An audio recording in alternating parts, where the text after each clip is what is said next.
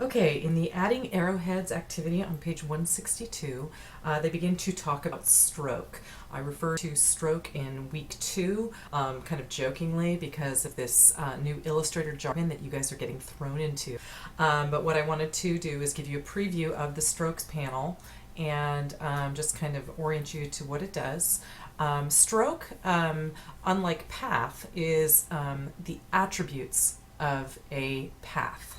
Okay, so where you have the path, which is the boundary that you are manipulating using your curve points, your Bezier tool, etc., the stroke is the attributes that you assign to that path.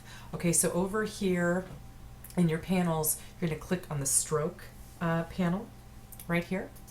And what that's going to happen, actually mine defaulted like this. So when I opened mine originally, it opened like this. So in order to get the palette to show, I click on this button right here.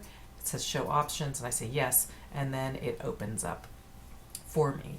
In this panel, you can see detailed information about stroke, which you can also see if you go look up in the control panel if that line is selected. Okay, so up here we see path. The stroke is a 3-point stroke. Its variable width profile is uniform. The brush definition is basic, the opacity, etc. Over here we have those attributes and some more. Okay, these are what I would call probably path essentials, meaning things that are most commonly wanting to be accessed on the control panel, while over here you're going to get a little bit more fine-tuning going on. So here we have the weight, and then we have how the end of the cap behaves. We have the butt cap, which is the end of the point is going to reference the absolute end of that line. So if you say that a line is 10 points in width, that 10-point width is going to go all the way to where that last point is selected. Whereas if you look, the illustrations kind of give you a preview. This is a round cap, meaning that if you expand that size of the weight of the stroke, it's going to expand around the end point. And then we have a projecting cap, which also expands the width of the stroke around that endpoint. Some of these things might not seem relevant, but then you're actually going to go in and draw some objects and you're going to see, wow, in this instance I might want to use what's called the butt cap or the projecting cap. It'll work better. Also, same goes for corners. Corners, you're going to see a miter joint where that weight of the stroke is going to flesh around the point, or it's going to curve at the point, called a round join, or it's going to be a bevel join, so that the edge of the point is kind of shaved off, as if you don't want that point to actually show. You want it to be beveled or smoothed off to some extent. And then how the stroke is aligned. In this case, is it aligned to the center, is it aligned to the inside, or to the outside or the inside of the line. You're also going to get into dashed lines, and this is where you're going to control the length of your dashes and the gaps between the dashes. Notice what's happening over here as I do that. I have a 12-point width of the dash, that meaning this is 12 points in length, and the gap. Let's just see what happens when I say 3 points. Keep your eye on the line over here, and I'm going to tab over, and what happens is we have a 12-point dash and a 3-point gap.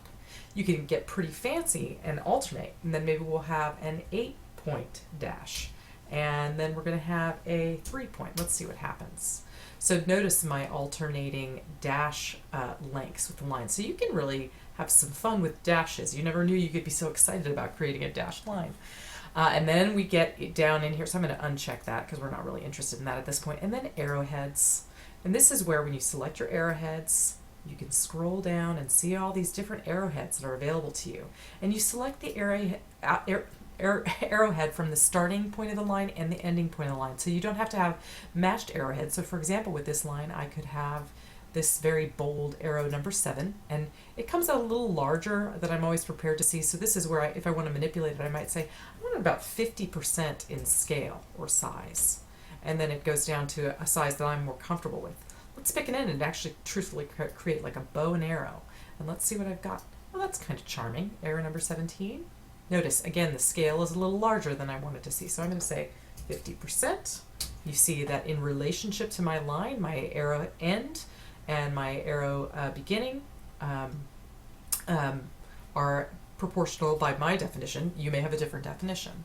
And then this is where you can change your line profile, so you can have some fun with the variable width of your line profile. So just a little preview. I hope that gets you well oriented to the stroke panel, and that you'll feel comfortable going in and fiddling with some of those things on your own. Okay?